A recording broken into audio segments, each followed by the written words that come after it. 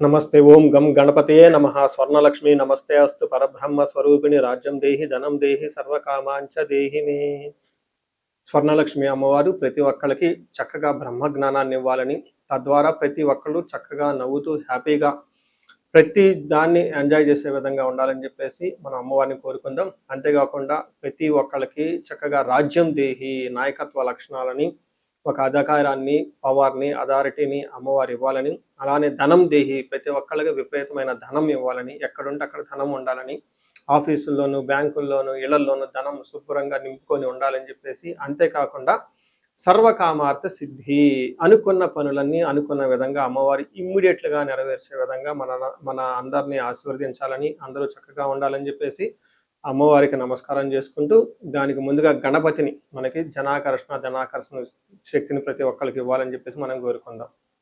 ఈరోజు టాపిక్ మనం చూసుకుంటే గురువు మారుతూ ఉన్నారు.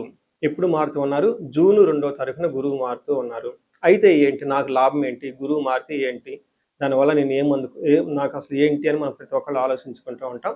గురువు వచ్చేటప్పటికి 5 రకాల 6 రకాల ముఖ్యమైన పనులు చేస్తూ ఉంటారు. గురువు చాలా రకాల పనులు చేస్తుంటారు. ముఖ్యమైనవి మన ఇండివిజువల్ లైఫ్లో మనకి ప్రభావం చూపించేది ఫస్ట్ వచ్చేటప్పటికి ధన సంపాదనలో ఐశ్వర్యం కావాలంటే గురువు యొక్క అనుగ్రహం మనకు ఉండాలి. రెండోది సంతానం, పిల్లలు చక్కగా ఉండాలి, వాళ్ళు చదువుకోవాలంటే గురువు యొక్క అనుగ్రహం మనకు ఉండాలి. తర్వాత మనకి జ్ఞానం, అద్భుతమైన జ్ఞానం మనకు ఉండాలి. ఓకే, మనం చేసేది మంచినా చెడునా దాని గురించి లోతైన అవగాహన ఉండాలి. మనం చదువుకున్న జ్ఞానం మనకు ఉపయోగపడాలంటే గురువు యొక్క కృప మనకు ఉండాలి. అంతేకాకుండా ధర్మచింతన, మనం ఫాలో అయ్యేది కరెక్ట్ మార్గంలో ఉన్నామా, లేదంటే సన్మార్గంలో ఉన్నామా, లేదంటే తెలవకుండా వేరే మార్గంలో ఉన్నామా, రాంగ్ గైడెన్స్లో ఉన్నామా, రాంగ్ ఇన్ఫ్లుయెన్స్తో ఉన్నామా, ఇలాంటి యొక్క అన్ని విషయాలు మనకి గురువు ద్వారానే తెలుస్తుంది.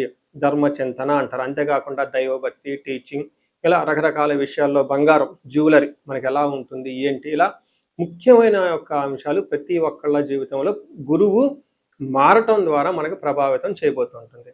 ఇది అయితే ఈ గురువు మార్పులో ఇంకా 2-3 ముఖ్యమైన ఇంపార్టెంట్ పాయింట్లు తెలుసుకోవాలి. ఫస్ట్, గురువు మిథున రాశిలో నుంచి కర్కాటక రాశిలోకి మారుతూ ఉన్నారు. ప్రతి సంవత్సరం గురువు ఒక్క రాశిలో తిరుగుతూ ఉంటారు, సంచారం చేస్తూ ఉంటారు. మిథున రాశి సక్సెస్ఫుల్గా 1 year అంతా కంప్లీట్ చేసుకొని ఇప్పుడు వాళ్ళు కర్కాటక రాశిలోకి వెళ్తున్నారు. అయితే కర్కాటక రాశిలోకి 12 సంవత్సరాల తర్వాత వచ్చి ఉన్నారు కాబట్టి ఈ యొక్క కర్కాటక రాశిలో గురు సంచారం చాలా ముఖ్యమైనది. ఎందుకంటే కర్కాటక రాశిలో గురువు ఉచ్చ స్థానంలో ఉన్నారు. మంచి చక్కగా ఈ సంవత్సరం అంతా పిల్లలు ఎవరు పుట్టినా కానీ వాళ్ళకి గురువు జాతకంలో వచ్చే స్థానంలో ఉండి మంచి యోగ్యతను ఇస్తూ ఉంటారని మనం చెప్పుకోవచ్చు. సో ఈ యొక్క ఉచ్చ స్థానంలో ఉన్న గురువు సంపూర్ణమైన ఫలితాన్ని, చక్కటి ఫలితాన్ని ప్రతి ఒక్కరికి ఇస్తూ ఉంటారు. అయితే వాళ్ళ యొక్క ప్రభావం 12 మనుషుల మీద ఉంటుంది. ఈ మనుషులందరూ 12 రకాల రాశులుగా విభజించడం జరిగింది. కొన్ని రాశులకి, చాలా వరకు రాశులకి అనుకూలంగాను, కొన్ని రాశులకు ప్రతికూలంగాను, కొన్ని రాశులకి సామాన్యంగాను ఉండే అవకాశం ఉంటుంది.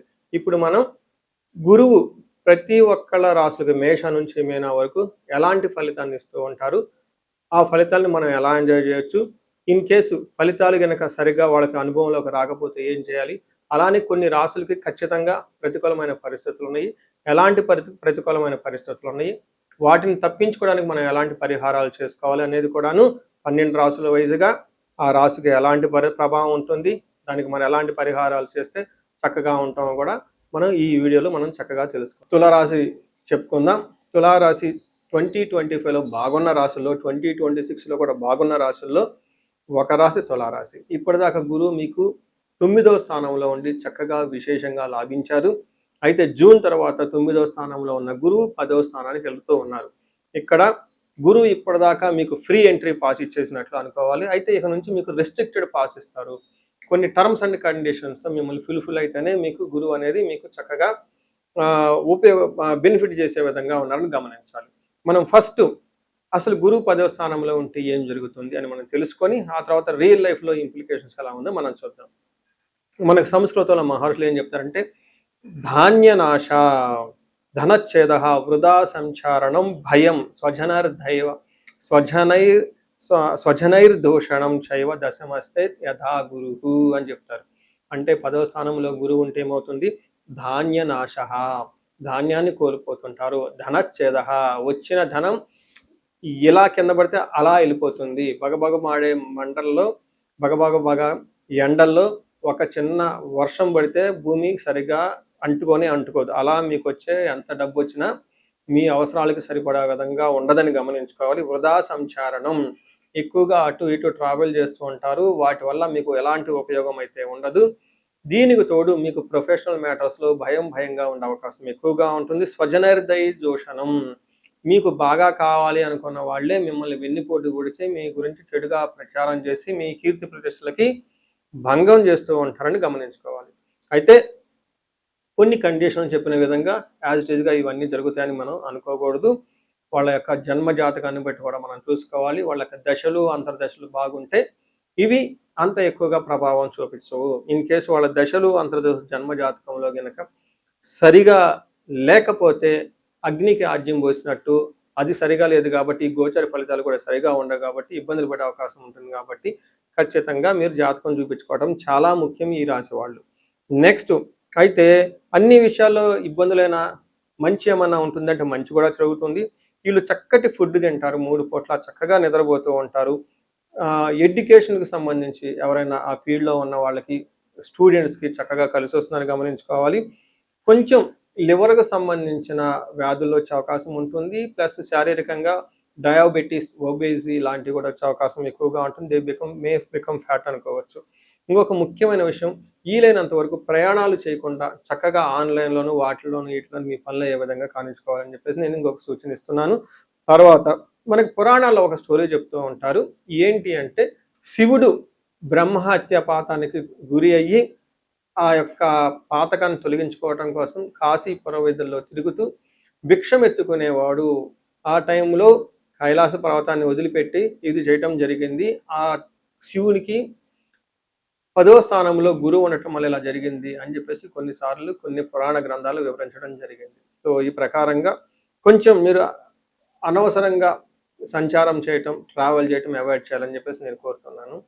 అయితే జాతకం చూపించుకోవటం మీ రాశి వాళ్ళకి చాలా ముఖ్యమని చెప్పేసి గమనించాలి. సో చూశారు కదా, గురువు ఈ రాశి వాళ్ళకి ఎలాంటి అనుకూల ప్రతికూలాలు తీసుకుని వస్తున్నారు, ఫలితాలు తీసుకుని వస్తున్నారు, అనుభవంలోకి రాబోతున్నాయో ఈ జూన్ నుంచి 2027 జూన్ వరకు, 2026 జూన్ నుంచి 2027 జూన్ వరకు ఎలాంటి ఫలితాలు ఉన్నారో మనం తెలుసుకుందాం. అయితే గురువు యొక్క అనుకూల ప్రభావం మన మీద ఉండటానికి మనం కొన్ని రకాల పరిహారాలను ఖచ్చితంగా చేసుకోవాల్సి ఉంటుంది. ఒకటి, గురువుకి సంపూర్ణ శాంతి పూజలు చేసుకోవాలి. సంపూర్ణ శాంతి పూజలు అంటే ఏంటి, చాలా మందికి అవగాహన ఉండదు.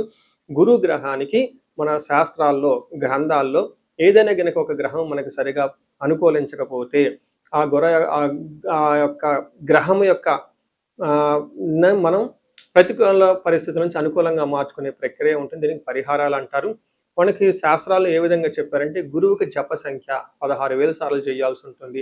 అది దేవత, ప్రతిది దేవత ఇంకొక 3,000 2,000 సార్లు చేయాల్సి ఉంటుంది. సుమారుగా గురుగ్రహానికి ఇటు అటుగా ఒక 20,000 సార్లు జపం చేయాల్సి ఉంటుంది. అలానే గురుగ్రహానికి తర్పణం చేయాల్సి ఉంటుంది, గురుగ్రహానికి దానం చేయవలసి ఉంటుంది, గురుగ్రహానికి హోమం చేయవలసి ఉంటుంది. ఇలా ఈ 4 రకాల ప్రక్రియలను ఎవరైతే చేస్తారో గురుగ్రహ సంపూర్ణ శాంతి పూజలు అంటారు. అయితే ఇండివిజువల్గా వాళ్ళు చేసుకోవటం కష్టం కాబట్టి సద్బ్రాహ్మణుల్ని, దేవాలయాలు ఉన్న పండితుల్ని, లేకుంటే గురువు యొక్క మంత్రాన్ని తీసుకొని వాళ్ళు కొన్ని లక్షల సార్లు, వేల సార్లు ఉపాసన చేసి చక్కగా సాధన చేసిన వాళ్ళ దగ్గరికి వెళితే ఆ మంత్రం వాళ్ళ ద్వారా సిద్ధించి గురువు యొక్క అనుకూలం మీకు అనుకూలంగా ఉంటుంది. ఇది కాకుండా గురువుకి సంబంధించిన దేవాలయాలు అంటే మేధా దక్షిణామూర్తి కానివ్వండి, లేదంటే హయగ్రీవ సంబంధించిన దేవాలయాలు చక్కగా విజిట్ చేయటం చాలా మంచిది. ఇంకా ముఖ్యంగా గురు గ్రహం యొక్క శాంతికి మీరు ఆశ్రమాలు చక్కగా విజిట్ చేయొచ్చు. భగవద్గీత, పురాణాలు, వేదాలు, వేదాంతాలు, ఇలా యాన్షియంట్ స్క్రిప్చర్స్, పురాతనమైన గ్రంథాలను తెలుసుకొని అర్థం చేసుకుంటే చాలా బాగుంటుంది. గురుగ్రహ శాంతి గురించి ఇంకొకటి ముఖ్యమైనదంటే, మీకు చదువు చెప్పిన గురువుల్ని వాళ్ళ దగ్గర ఆశీర్వాదం తీసుకోవడం చాలా ఇంపార్టెంట్. సాధువుల్ని, తర్వాత మీ ఇంటికి ఎప్పటి నుంచో అనాదిగా ఉన్న పురోహితులు, బ్రాహ్మణులు, వాళ్ళు మీకు మంచి చెడు చెబుతుంటారు. అలాంటి వాళ్ళని మీరు సత్కరించడం, గౌరవించడం, వాళ్ళకి దక్షిణలు ఇవ్వటం, ఇవన్నీ చేస్తే గురువు గ్రహం యొక్క అనుకూలం మీకు అనుకూలంగా ఉంటుంది. అంతేకాకుండా గురువు యొక్క అనుకూలమైన పరిస్థితులకి గురువులకి సంబంధించిన దత్త చరిత్ర చదువుకోవటం ఇంకా చాలా బాగుంటుంది. ఇంకా మీరు ఆశ్రమాలలో కనుక కొన్ని రోజులు కనుక టైం స్పెండ్ చేయగలిగితే అక్కడ యోగా చేయటం, మెడిటేషన్ చేయటం ఇవన్నీ చేస్తూ ఉంటే గురు గ్రహం యొక్క బలం పెరిగి ఇప్పటిదాకా మనం చెప్పుకున్న పరిస్థితుల్ని చక్కగా ఇంకా మంచి అద్భుతమైన రిజల్ట్ వచ్చే అవకాశం ఉంటుంది. ఇన్ కేసు ప్రతికూలమైన పరిస్థితులు ఉన్నా గానీ, ఆ ప్రతికూలమైన పరిస్థితులను అధిగమించి చక్కగా లైఫ్ అంతా ముందుకెళ్ళటానికి ఎంతో అవకాశం ఉంటుంది. ఈ సంవత్సరం ఈ గురువు యొక్క కర్కాటక రాశిలో ఉన్నంత వరకు 12 రాశుల వారికి చక్కగా అష్టైశ్వర్యాలు కలగాలని, భోగభాగ్యాలు కలగాలని చెప్పేసి, చక్కగా ఉండాలని చెప్పేసి నేను కోరుకుంటున్నాను. నమస్తే.